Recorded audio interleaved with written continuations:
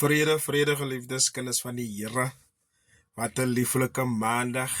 Lekker koue natterige dag. Maar ons dank die Vader vir elke dag.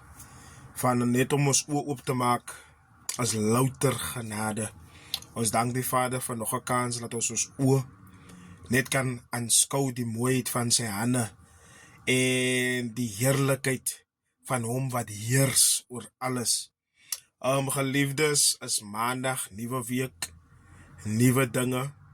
Hulle sê nuwe seëninge, maar verwag ook nuwe probleme, nuwe stryde.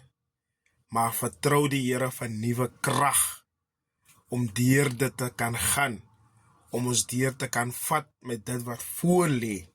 Daarom moet ons altyd gereed wees en voorbereid wees vir die disappointments in die lewe in.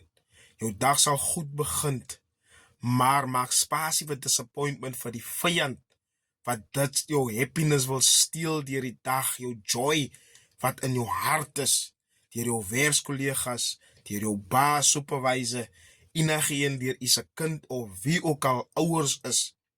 As altyd 'n manier wat die vyand wil uitwerk, sodat jy moet ongelukkig moet bly, net om vir jou van die spoor af te kan kry.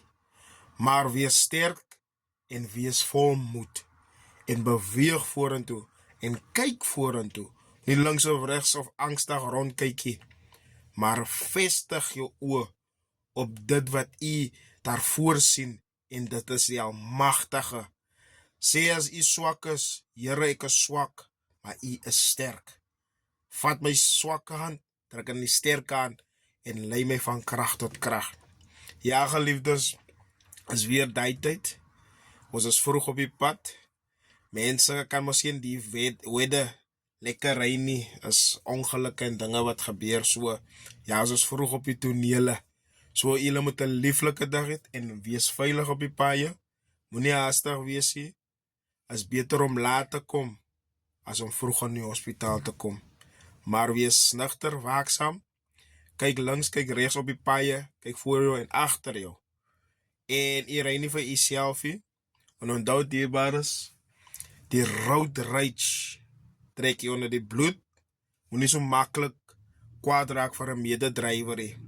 'n Mens weet nooit wat 'n next persoon binne in sy kar het nie, of hoe die persoon uit die huis uit gekom het met sy probleme, of het met sy vrou gestry of met iemand gestry, en nou het hy op hy stresvlak.